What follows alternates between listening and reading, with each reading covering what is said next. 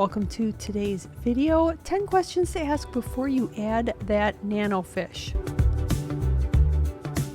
Number 1, what and how fast do they eat? Two very important questions when you're thinking to add a nano fish like these, Heterandria formosa.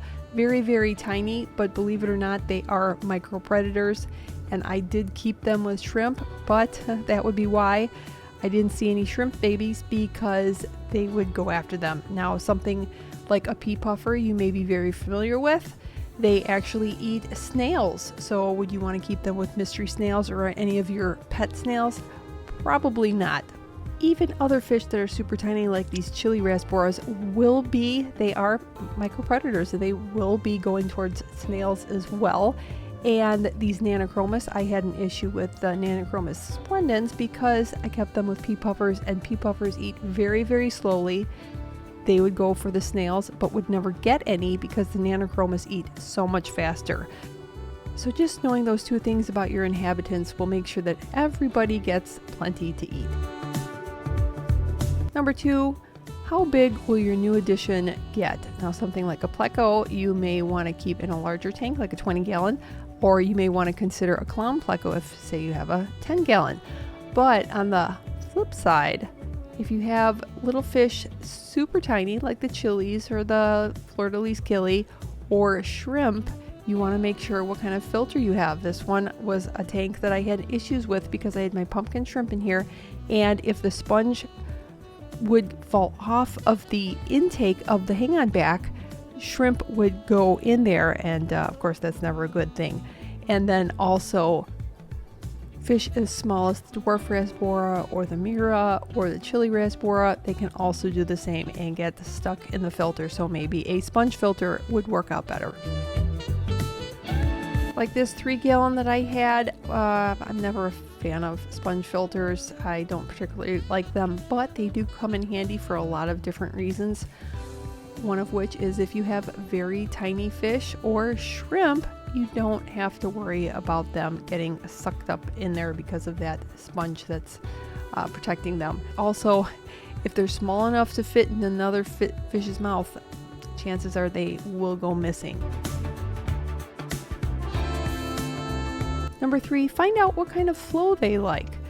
Surprisingly, these dwarf rasboras really did like surfing in the flow, but it's good to know, especially any fish that has long fins like guppies, endlers, or bettas, they're not going to really be fans of high flow, which you have to be really careful in those kit tanks. If you're getting a 3-gallon, a 5-gallon, those are usually the ones that come with a filter that has a little bit of a high flow, especially for a betta. They don't appreciate it. That's how I actually lost my first betta. The flow is just too much for it. And just keep that in mind. You may have to do some, figure something out with a sponge to kind of slow that down, or use hardscaping to slow it down. But just keep that in mind. Do you actually have the right setup for your new friends? Number 4, you might want to know where they like to swim or hang out. And that'll give you a few different things to think about. First of all, something like a betta will frequently go towards the top. They actually have to access the top because they are a labyrinth fish. The other reason would be for your aquascape, your hardscaping. I like to make sure that there's interest wherever the fish are. There's also hardscaping, so that you don't have a big gap where all of your hardscaping and plants are all at the bottom, but your fish actually occupy the top, or vice versa. And then to make sure that you have what the fish need, like these cribs, they like to dig. Number 5, 2 very important things to know. Do they jump, and what exactly is their activity level? Fish like bettas and specifically killifish are notorious for jumping out of your tank, so you want to make sure that you have a lid. And even in the case of the clown killie, they're very small fish, but they will find any opening to get out, and that's pretty much the worst, finding your fish outside of the tank. But the other thing to consider is the activity level, and when you're getting a betta, That's actually something that you will learn after you acquire this betta, because they have very different personalities and activity levels. I once had a number of them side by side, and they were all completely different. Number 6, you absolutely need to know if they will dig, because you need to keep that in mind with your hardscaping. This tank, that large rock on the left, it actually wound up falling over. And I bring this up whenever possible to keep something like this from happening to somebody else. These cribs love to dig, and they did. They were actually a second addition to this tank. I actually got this tank originally for my black neons and then added these later. But they started digging, which causes any kind of hardscaping to be very unstable. So in the future, I would highly recommend put your hardscaping down first and then add your substrate. Number 7, are they tiny but angry?